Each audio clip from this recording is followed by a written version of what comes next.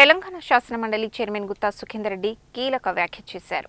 రాష్ట్రంలో వచ్చే ఎన్నికలు జమిలీ ఎన్నికలే జరిగే అవకాశం ఉందని ఆయన వెల్లడించారు. అప్పటికి నియోజకవర్గాల పునర్విభజన పూర్తవుతుందని, అదే సమయంలో మహిళా రిజర్వేషన్లు కూడా అమల్లోకి వచ్చే అవకాశం ఉందని పేర్కొన్నారు.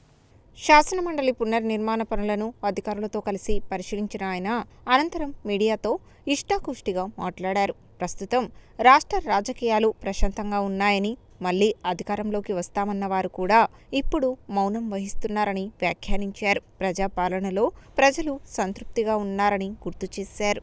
వ్యక్తిగత రాజకీయాలపై స్పందిస్తూ తన కుమారుడు అమిత్ రెడ్డికి అవకాశం వస్తే ఎన్నికల్లో పోటీ చేసే అవకాశం ఉందని చెప్పారు. తాను మాత్రం ప్రత్యక్ష ఎన్నికలకు దూరంగా ఉంటానని, మరోసారి అవకాశం దొరికితే శాసనమండలిలోనే కొనసాగుతానని స్పష్టం చేశారు. ఇక శాసనసభ ప్రాంగణ అభివృద్ధి పనులపై కూడా ఆయన వివరించారు. అసెంబ్లీ ప్రాంగణంలో శాసనమండలి భవనం పునర్నిర్మాణ పనులు దాదాపు పూర్తయ్యాయని, ఈ నెల 8న శాసనమండలి హాల్ ప్రారంభోత్సవం జరగనుందని వెల్లడించారు. అదే రోజుకు తెలంగాణ తల్లి విగ్రహం తయారీ పూర్తయితే అసెంబ్లీ ప్రాంగణంలో ప్రతిష్ఠించనున్నట్లు తెలిపారు.